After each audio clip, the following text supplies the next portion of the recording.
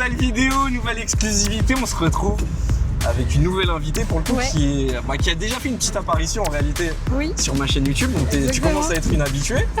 Marie, Sales Manager chez Shoba, je te laisse te présenter un peu pour tout le monde qui t'a vu en 5 secondes sur les plages du Melcoin pour le coup. Donc le nouveau monde, bonjour, moi c'est Marie, ça fait maintenant 5 ans que je suis à Dubaï et 1 an que donc je suis Sales Manager à Shoba. Et je suis super heureuse d'être aujourd'hui dans cette voiture que je vois tant de fois en vidéo et maintenant ça y est, j'y suis. Bienvenue, Merci. C'est un honneur de t'avoir Marie, en tout cas ça me fait très très plaisir. Bon, on est là pour discuter un peu, on se balade, c'est un nouveau concept, c'est la deuxième fois que je fais ça tout simplement, tu es ma deuxième invitée ici. Et on va un peu parler tout simplement de l'immobilier à Dubaï, on va parler de ce qui s'est passé ces dernières semaines aussi, on va parler des insides aussi, étant donné que tu es sur le marché immobilier, mais toi tu es au cœur d'un promoteur, d'un des top promoteurs ici aux Émirats qui est Shoba. Tu vas nous dire justement comment s'est passée cette période-là, comment Shoba a un peu traversé cette période un peu difficile pour tout le monde. Et pour le coup, comment s'est passé pour toi ces 2 derniers mois? Alors ces des derniers mois, quand ça a commencé, j'avais de la chance, moi j'étais à l'île Maurice. J'étais en roadshow, j'ai beaucoup de chance. Je pars dans de très belles destinations un petit peu partout, Réunion, île Maurice, Madagascar. Bon là j'étais bloquée, donc ça m'a fait très plaisir. Donc j'en ai profité, mais c'est vrai que c'était un petit peu anxiogène le fait de ne pas être sur place. Je voyais les informations, j'avais juste en fait les échos des gens qui n'étaient pas forcément à Dubaï. C'est ça, c'est intéressant, tu étais à l'île Maurice, donc comment les gens le percevaient de l'extérieur? Tout le monde avait très peur. Ok, même à l'île Maurice. Même à l'île Maurice. Ils avaient peur aussi des conséquences que ça pourrait avoir sur eux, étant donné qu'il y a des bases militaires qui sont pas très loin de l'île Maurice. Et le taxi m'avait dit si jamais on nous touche, on va avoir un tsunami. Et dans ces cas-là, il va falloir se mettre dans les hauteurs. Donc j'étais pas plus rassurée non plus. Mais au moins, ça me faisait des vacances quand même. Ça t'a permis de prolonger le séjour. Voilà, c'était incroyable. Mais sinon, j'ai dû rentrer, forcément, obligée. Le travail, j'ai ma vie ici, je ne pouvais pas rester à l'île Maurice infiniment. Donc je suis rentrée, j'étais super angoissée. Je me suis dit, est-ce que je suis folle de rentrer dans un pays qui est potentiellement en guerre en soi? J'étais très angoissée dans l'avion, tout le monde était angoissé, tout le monde priait à côté de moi. L'avion, il était plein ou il était vide? Plein. L'avion était full et les gens priaient à côté de moi. Alors, rien pour rassurer. Ça m'a tuée. Je suis arrivée, bon, tout allait bien. J'ai eu mes premières alertes du coup sur le téléphone. Exact. Après, j'avoue que j'avais un peu d'adrénaline, un peu comme dans les films. Et je n'avais pas trop peur. Je sais pas, j'aimais bien un peu ce mood. Donc on se regroupait entre amis, tout le monde recevait les alertes, etc. Il y en a qui sont partis. De ce que j'ai remarqué, en tout cas, mes amis qui sont partis, c'est ceux qui n'étaient pas vraiment implantés réellement à Dubaï. Qui étaient là de passage, qui ne travaillaient pas forcément ici. Ça faisait pas longtemps qu'ils étaient ici. Ça faisait peut-être quelques mois. Rien les retenait, donc ils sont partis, chose que je peux comprendre aussi. Pourquoi pas partir 1 ou 2 mois si rien ne te retient. En tout cas, une fois que j'étais là, j'étais plus du tout angoissée parce que quand on est sur place, on se rend compte que c'est très bien géré. À part recevoir des alertes, et j'entendais des fois les avions, etc. Mais j'ai jamais vu de drones ou de missiles, de débris tomber en tout cas vers les endroits où j'étais. Donc t'es à City Walk, c'est ça? Ouais, je suis à City Walk. T'es à 5 minutes du centre-ville, du Burj Khalifa. T'es en plein cœur de downtown, t'as rien vu passer? J'ai rien vu passer. Une fois, c'est vrai, ma fenêtre, elle a tremblé une fois. Mais j'étais pas là à me dire vite, je prends mes valises et je m'en vais. Donc t'as jamais pensé à quitter le territoire pour le coup pendant cette période-là? T'étais confiant? Ou de temps en temps, je me dis, est-ce que je rentrerai? Prendre des vacances potentiellement? Et étrangement, c'est mes parents qui sont en France qui m'ont dit, mais non, reste. Genre, tout va bien. Vous t'inquiète pas, vraiment, ça se voit que tout est bien géré et c'est bon. Mais d'habitude, c'est le contraire d'ailleurs, parce que pour tous ceux qui sont en France, ils sont ultra stressés. En général, c'est la famille qui stresse beaucoup plus que... Mes parents, ils sont pas stressés. Ils restent là-bas, Marie. Peut-être que tu causeras plus de guerre là-bas qu'ici. Je sais pas, mais en tout cas, ou alors ils voulaient pas m'inquiéter, je sais pas. Mais en tout cas, personne ne m'a dit vite, il faut rentrer, etc. Ou même les gens qui me disaient ça, je leur disais, bah non, moi je reste. C'est pas facile de tout quitter comme ça. C'est ça. Comme tu l'as dit, en réalité, on est implanté ici. T'es implanté ici, ça fait 5 ans, t'as toute ta vie ici. Et c'est peut-être aussi ce que les gens ne savent pas, c'est que tout le monde pensait que Dubaï allait se vider en 5 jours, mais non, mais les gens ont des vies ici, ont des enfants ici, travaillent ici. Des animaux aussi. Des animaux ici. Ah, il y en a qui les ont abandonnés, franchement. Ouais, alors ça, j'ai détesté. Ça, vraiment, je déteste ces gens-là. Je trouve ça horrible. Moi, jamais. Moi, je suis rentrée parce que quoi qu'il arrive aussi, j'ai mes animaux. Je pourrais jamais les abandonner. Exactement. Non, mais t'as raison. Vraiment. Donc, et en plus, maintenant, j'ai bien fait de rester parce qu'on voit bien que tout va mieux. Exact. Là, on est à... Et ceux qui sont partis reviennent. Ça y est, ils reviennent. Ils se sont bien rendus compte qu'ils sont partis pour rien. Il y en a qui ont même perdu leur travail parce qu'ils sont partis, ils se sont fait virer. Maintenant, ils se retrouvent à essayer de récupérer leur ancien travail, mais trop donc tard, c'est ce qui s'est passé à Shoba pour le coup. Il y a certaines personnes qui sont parties. Shoba, oui. Alors Shoba, il y en a qui sont partis, qui se sont mis en vacances, en congé non payés. Ok. On leur a dit au revoir. Ok. Voilà. Alors que c'était des top performers qui étaient à plus de 130% de leur target. Okay. Voilà. Shoba n'a pas apprécié le fait qu'on les abandonne. D'abandonner pendant les périodes difficiles. Mais c'est vrai, en réalité, quand ça fonctionne, faut savoir en profiter. Mais quand ça fonctionne moins, il faut savoir aussi être reconnaissant, je pense. C'est pour ça. Moi, je suis... T'as été plus que reconnaissante envers Shoba pour le coup. Mais c'est intéressant, là, tu l'as dit, toi. Ça, c'est ton point de vue, en tout cas, personnel. Ouais. Ton quotidien n'a pas été trop bouleversé. Pas du tout. En fait, même, j'ai bien aimé. Ça m'a rappelé... Alors, je sais pas si tout le monde a aimé cette période, mais le Covid, je sais que c'est un peu... Beaucoup de gens disent ça, c'est vrai, mais t'as raison. C'est un peu touchy de parler de ça. Mais moi, le Covid, j'ai adoré cette période. Okay. Parce que, après, j'avais de la chance. Donc, j'étais à Marseille dans une maison. On pouvait profiter du jardin.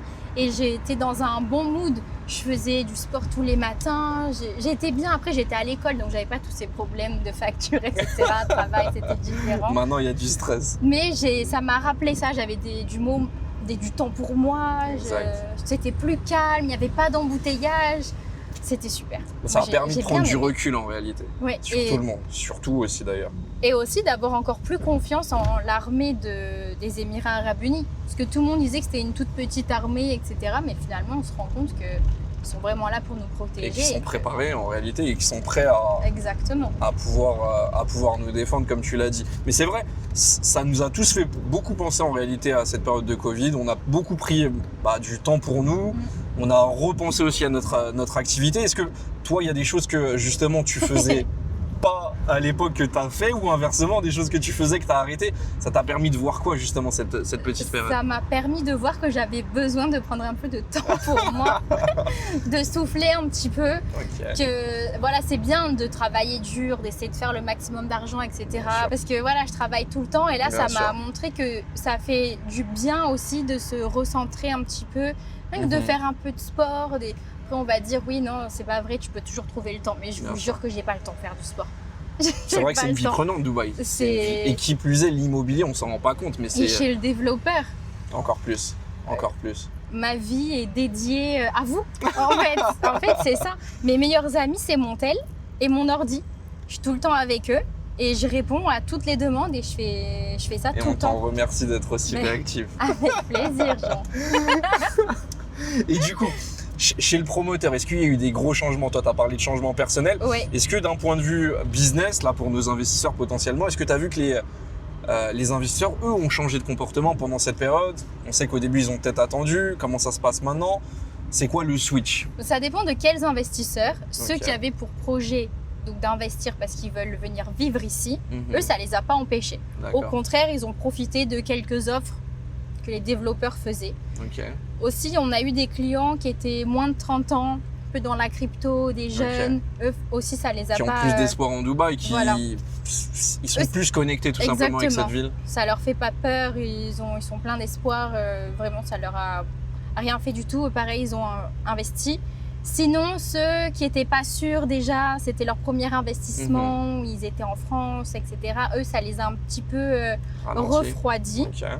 Et ils ont dit autant attendre. Mais ça, je peux comprendre. Bien sûr. On n'est pas à 3 semaines près ou 1 mois. Bon, là, ça fait un peu plus de temps.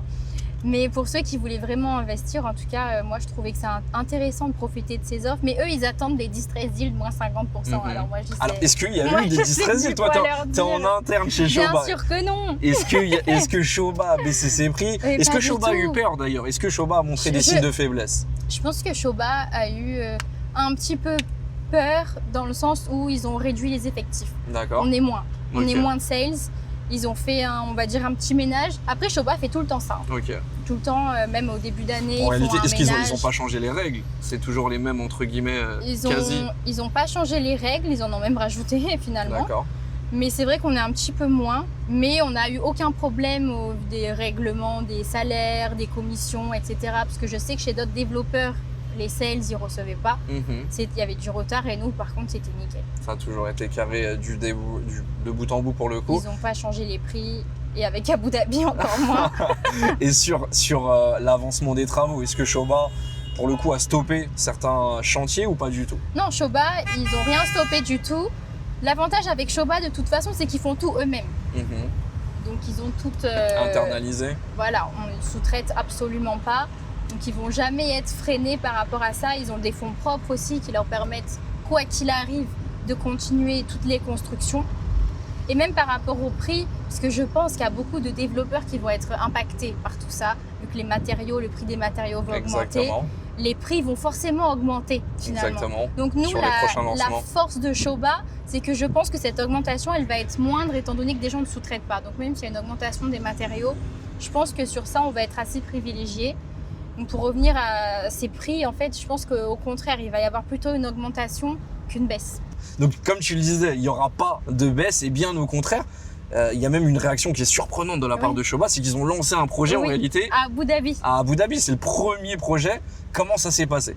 C'était complètement fou. Alors, ça fait plus d'1 an que je suis à Shoba et j'avais encore jamais vu autant d'engouement. Et je m'attendais absolument pas à ça, vu que ça fait quelques temps qu'on dit c'est un petit peu lent, plus personne veut investir, tout le monde rigole à l'étranger. Vous avez vu, Dubaï c'est fini, l'immobilier c'est fini. Il y a eu énormément de demandes. Donc le jour du pré-lancement, on a eu 185% de tokens. Donc les tokens, c'est les personnes donc, qui ont un ticket et on les appelle chacun son tour. C'est-à-dire des expressions d'intérêt entre guillemets.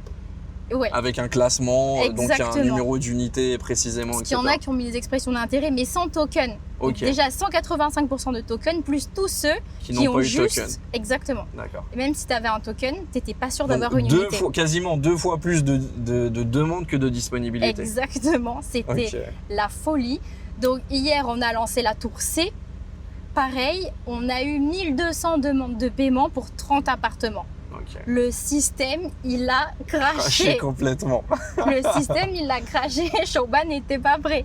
Mais c'est une belle réponse du marché en réalité. Et quand tout on ça voit en 2 secondes. Hein. Exactement. Là, ça a été sold out en 2 secondes.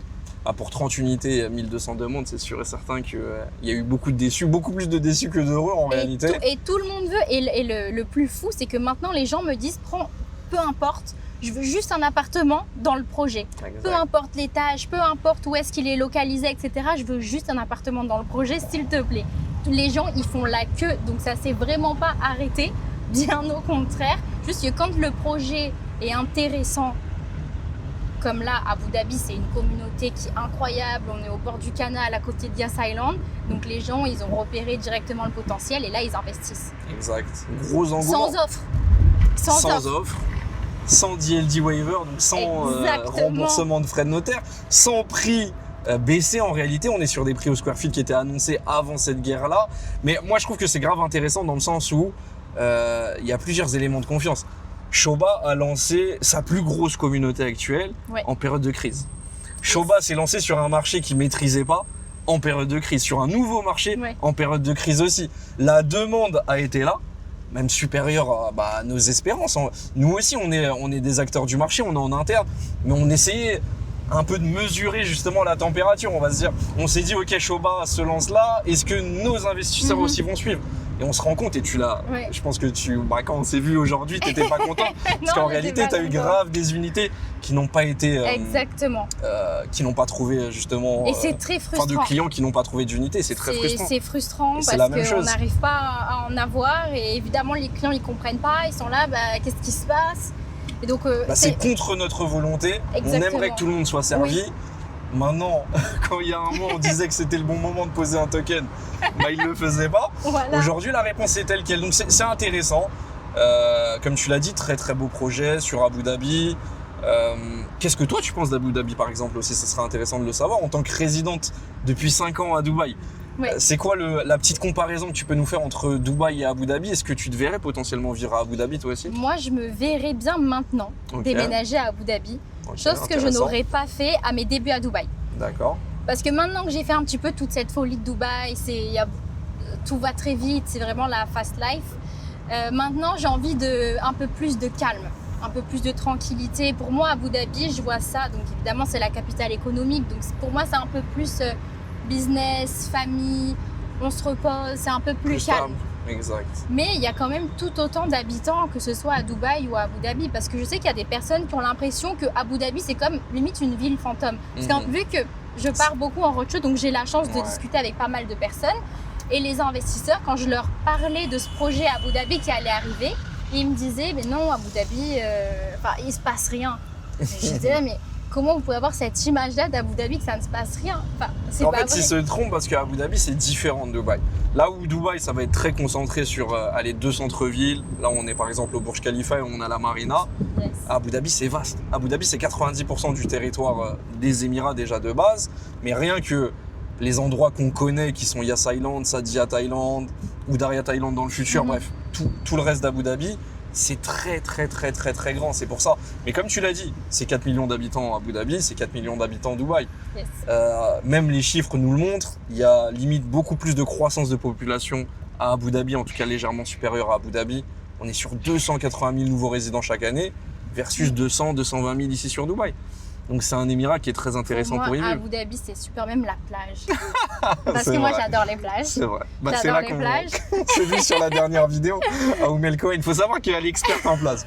Donc si elle me conseille d'aller... J'adore Oum El Kowen, j'adore Abu Dhabi. C'est vrai que je vais plus... généralement, j'ai plutôt à Oum El Kowen parce que c'est un peu plus près. C'est un peu plus proche, ouais, c'est ça. C'est même plus près, oui. Et on est à 1h30 quasiment des plus belles plages d'Abu Dhabi, Sadia Thaïlande. Mais j'ai vraiment envie d'aller un petit peu plus maintenant à Abu Dhabi, m'imprégner un petit peu parce que je pense que je pourrais vraiment déménager là-bas dans le futur. Ok. Ouais. Donc un gros switch capable. Exactement. Je me vois très bien même dans la communauté de Shoba. Non mais c'est vrai. Ouais, c'est au bord du canal. Est-ce que tu peux nous donner un peu les éléments de performance justement sur cette communauté? Pourquoi celle-ci plus qu'une autre? Où est-ce qu'elle est située? Donne-nous un peu plus d'informations justement sur cette communauté de Shoba. On est directement sur le canal, on est à côté de Yas Island. On va avoir des ponts, des taxi boats. Donc vraiment en 10 minutes, tu vas retrouver le Ferrari World, tu vas avoir le Disneyland aussi. Même moins, parce qu'en réalité, parce que j'adore Disneyland. On a moins que 10 minutes. On a un pont qui est développé par Shoba avec un accès direct à Yas Island. Après, si tu peux conduire super vite en 2 minutes. Nous, ça en dépend, 2 minutes, on est décapotable en 2 minutes. Taxi boat, voiture, voilà, t'es à Yas Island. On a la connexion directe aussi. Tu peux aller à Saadiyat. Yes. La communauté, elle est 38 millions de square feet. C'est plus grand que JVC, pour ceux qui connaissent. Donc, c'est vraiment Shoba City. C'est vraiment une ville finalement. Sauf qu'on a 60% d'espace ouvert, on a vraiment beaucoup de verdure, plus de 50 000 arbres, 3 écoles internationales pour les familles, yacht club, marina. Pour moi, c'est vraiment, tu prends Signia Island, on a un golf, un par 3, designé par Greg Norman. Pour moi, c'est un mélange de Signia et Sanctuary. Tu prends les deux, tu les mixes. Et t'as Shoba City. Tu les mets dans les meilleures localisations. Exactement. Et t'as Shoba City. T'as Shoba City, t'as le yacht club, la marina, des restaurants, des cafés, t'as tout sur place. La localisation, elle est incroyable.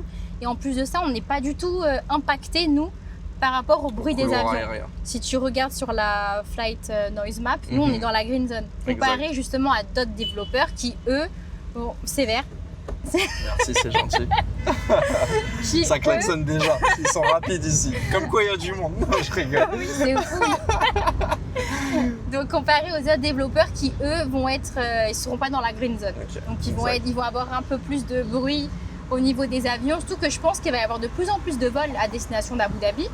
Mais c'est déjà un hub en réalité l'aéroport, attention. Oui. Mais même un point précis, un point intéressant aussi, c'est qu'on est à 45 minutes du futur aéroport aussi Al Maktoum. Yes.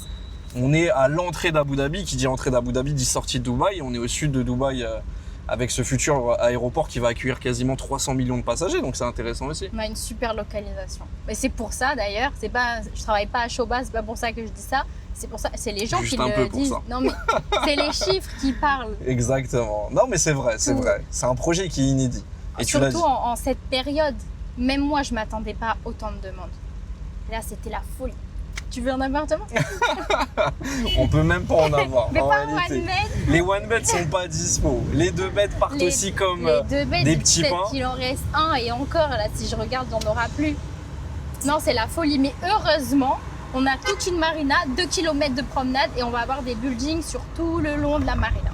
Exact. Et c'est un projet aujourd'hui costaud, comme on l'a vu sur Signa aussi. Ouais. Ceux qui vont se positionner dès maintenant vont pouvoir profiter de l'explosion des prix petit à petit. Et ça a déjà augmenté là. Entre chaque phase, en réalité, entre chaque la tour. C'est même pas A et B et la tour C. Exactement. Donc entre même pas 7 jours, parce que le pré-lancement c'était le lundi et là on a fait là, on samedi. est dimanche. On est dimanche. Donc lancement qui était hier, exactement. Hier c'était la tour C. Rien que là, le prix a augmenté. Exactement. Donc on n'a même pas changé de phase en réalité, que le prix a déjà augmenté. Exactement. Donc c'est intéressant, quoi qu'il en soit. Gros projet Shoba, gros engouement, c'est inédit sur Abu Dhabi. Mais tu l'as vu en interne, ça a complètement... On l'a très bien dit, on va le répéter, mais nous-mêmes on s'y attendait pas et au final ça a explosé. On est sur des prix au square feet qui sont très intéressants. Est-ce que tu peux nous donner aussi le prix de chacune des unités?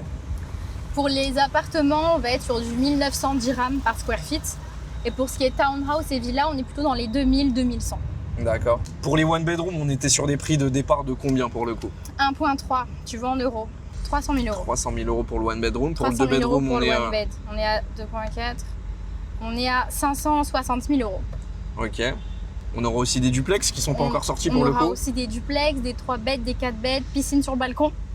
Première fois d'ailleurs. Première fois. De la part de Shoba. J'étais surpris sur la. Et ce sera des pas comme. Bon, on va pas sortir de nom de promoteur. Je ferme ma boca. Qui sortent des mini jacuzzi Intex au lieu de piscine sur balcon. Exactement. Il manque plus que les poissons pour ronger les. Non, on va avoir des belles piscines. Tu vas avoir ton appartement. Tu vas avoir ta piscine. Après, tu as vu lagon. On va avoir des plages artificielles, comme à Cricarbourg d'ailleurs, comme à Cric-Beach. Et après, tu as le canal. Ok. Quoi de mieux? Exact. Dans la communauté, tu as un golf, tu as des water view, canal, lagon, la verdure. Quoi de plus? Et le prix 1,3 parce que tu sais que ça fait des mois du coup qu'on parle de ce projet et ça fait des mois qu'on disait aussi que les one bed allaient être à 2 millions de dirhams. Alors, c'était ça et moi je me souviens qu'en équipe on avait fait même un jeu où on s'était dit selon nous à combien Shoba allait lancer et on se disait à 1,6 ça allait être un prix fou, ça allait être un prix impressionnant et tout le monde allait sauter dessus. Yes. On n'est pas à 1,6, on n'est pas à 1,5, on n'est pas à 1,4. On est à 1,3 seulement, c'est un prix psychologique qui est. Exactement. Qui est on est passé de 2 millions à 1,3. C'est l'opportunité de l'année. C'est ça. Tu ne pourras jamais avoir un appartement, une chambre au bord du canal, à côté de Sadia Thailand. Vue canal avec toute la communauté Shoba, il faut le dire, c'est la qualité Shoba. On va pas se mentir. Bien sûr. Tu peux pas avoir à 1,3. À Dubaï, 1,3, qu'est-ce que tu as? Des localisations très excentrées pour te dire du type Motor City ou autre et d'ailleurs il y a même plus de disponibilité. Mais qui sont des bonnes localisations mais c'est pas la même chose. Alors c'est pas du tout la même chose. On n'est pas en bord de canal, on n'est pas en centre-ville entre guillemets, on n'est pas au bord de Yas Island, on n'est pas au bord d'une localisation qui est iconique, tu l'as dit, Ferrari World, le circuit de Formule 1, Disneyland aussi à venir, donc il y a beaucoup de choses qui vont venir. Tu as parlé aussi d'écoles, ça c'est un point qui est très intéressant, donc il faut parler aussi des maisons. 3 écoles, 2 écoles internationales, une école locale pour le coup. Sur les maisons, qu'est-ce qu'on a comme type d'unité? Sur les maisons, donc on va avoir des townhouses, donc c'est des maisons mitoyennes. Okay. On a des 4 chambres et 5 chambres. Les 5 chambres, on a même un ascenseur privé à l'intérieur. Okay. C'est donc 2 étages, rez-de-chaussée, 2 étages. Et on a des stand-alone villas, donc ça c'est vraiment des villas avec jardin, piscine privée, 4, 5, 6 chambres. Le design, on est vraiment sur un design contemporain. Cette fois, on a un petit peu changé. Le design à Shoba, très moderne. Toutes des G+2. On a des ascenseurs dans toutes les villas. On est sur des belles superficies aussi. Là où, à l'époque, on taclait un peu Shoba sur les superficies. Les 4 chambres, alors les 3 chambres plus Majlis, pour le coup, elles sont aux alentours de 250 mètres carrés aussi. Ouais. Une très belle superficie. Et les designs aussi. Là, on a complètement changé. Parce que ça aussi, je sais que j'avais eu quelques retours des fois sur les designs. Il y a beaucoup de personnes qui n'aiment pas trop le bois, des fois le bois un petit peu foncé. Là, c'est esprit contemporain parce qu'encore une fois, on cible une autre clientèle. Il ne faut pas oublier que les meilleurs, le top 10, on va dire, des investisseurs à Abu Dhabi, on retrouve les Français, les Anglais, Donc on a vraiment aussi une typologie de clientèle client qui est européenne. différente. Exactement. Ok. Et alors, prix de départ pour les townhouse, on est sur combien? 4,96 millions de dirhams, tu veux en euros? On est à 1,1 quasiment. Ouais, 1,1. 1,1 T'es million meilleur en d'euros calcul que moi. pour une maison Shoba au cœur de la plus grande communauté Shoba, peut-être l'une des meilleures communautés Shoba. Ouais. On a l'expérience, on a le retour d'expérience sur Shoba Heartland 1 qui est sorti il y a plusieurs années de ça. Oui. Il y a eu très peu de townhouse qui ont été faites, je crois. Très peu. On est aux alentours d'une vingtaine de townhouse. Aujourd'hui, les prix de revente, ils sont à combien? 10 millions minimum. Exactement, pour un prix d'achat qui était aux alentours de 5, 6, 7 millions de dirhams. Ça a fait une plus-value qui est énorme. Après, c'est la qualité Shoba. C'est rare, c'est exclusif, on n'en trouve pas partout. C'est beaucoup demandé. Il y a de plus en plus de familles qui viennent s'y installer. Et surtout à Abu Dhabi aussi, on a énormément de familles. Donc les gens recherchent beaucoup ça. Il y a très peu voire quasiment pas de communauté comme nous, on l'offre à Abu Dhabi. Non, il y a très peu et c'est l'enjeu d'investir sur Abu Dhabi. C'est ce que je disais, je le répétais beaucoup sur cette chaîne. Justement, le timing et le cycle d'Abu Dhabi, déjà, c'est qu'il y a très peu de stocks disponibles. D'accord. Oui. Ça, je le confirme.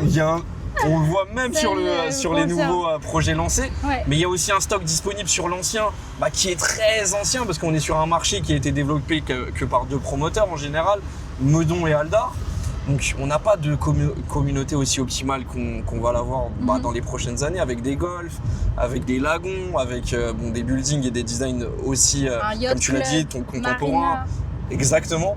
Donc l'enjeu, il est très clair et le gain aussi, il est très clair quand on se positionne sur du Shoba dans une localisation aussi premium, en étant aussi avant-gardiste, on peut obligatoirement que gagner. On l'a vu sur Meydan, Shoba Heartland 1, le produit gagnant, ça a été la townhouse, les villas et on risque de les avoir aussi sur Shoba City pour le coup. Est-ce que tu aurais peut-être un petit mot, un petit mot de fin, tout simplement pour nos investisseurs qui hésitent encore et qui se posent des questions sur le marché immobilier ici aux Émirats? Moi, qu'est-ce que je peux dire au Nouveau Monde qui veulent investir sur les Émirats? Au Nouveau Monde. Le Nouveau Monde, tout le monde voit bien que maintenant à Dubaï tout est ok. Enfin, dans les Émirats Arabes Unis même en général, la situation va très très bien. En tout cas, ça va. Le marché reprend et là, je suis très contente avec Abu Dhabi. Ça a pu justement prouver et rassurer tous ceux qui se posaient un petit peu la question de voir qu'il y a encore énormément de personnes qui veulent se positionner et que même ceux qui veulent se positionner aujourd'hui ne peuvent pas parce qu'on n'en a plus. Exact. Donc il faut pas attendre. C'est ça que j'ai envie de dire parce que des projets comme ça se présentera pas 2 fois. Donc certes, il va y avoir plusieurs buildings, mais les prix vont augmenter. Donc en fait, plus on attend, plus les prix augmentent, mais pour avoir la même superficie finalement. Donc autant essayer d'avoir un appartement le plus rapidement possible. Les townhouses aussi et les villas, on va avoir seulement 2 phases. Donc c'est un projet qui va finalement très très vite se vendre. Donc pas tout le monde va pouvoir profiter de ça. Exactement. Et comme tu l'as dit, en fait, tant que la demande sera telle qu'elle, les prix ne vont pas baisser. Mais les prix vont augmenter. On verra. C'est le jeu, tout simplement. Donc tous ceux qui ne se positionnent pas aujourd'hui, ils risquent de payer le prix de l'attente, le coût de l'attente, tout simplement. Donc voilà. En plus, vous avez Jean. Pour investir. Ça fait déjà 1 an que je vous parle d'Abu Dhabi. Ça fait 1 an. Vous avez différentes vidéos. Là, on est sur un gros lancement. Donc n'hésitez pas à regarder toutes les vidéos. Le Nouveau Monde, on a eu un petit souci de montage. En tout cas, si vous avez apprécié la vidéo, n'hésitez pas à liker et à commenter. Ça fait toujours plaisir. Si vous souhaitez investir dans l'immobilier, que ce soit sur le projet Shoba à Abu Dhabi ou dans d'autres projets sur Abu Dhabi ou sur Dubaï, n'hésitez pas à me contacter. Vous allez retrouver toutes mes coordonnées. En bas de cette vidéo, vous allez retrouver aussi mes différents réseaux sociaux. Et on se dit à la semaine prochaine pour une nouvelle vidéo. Ciao le Nouveau Monde!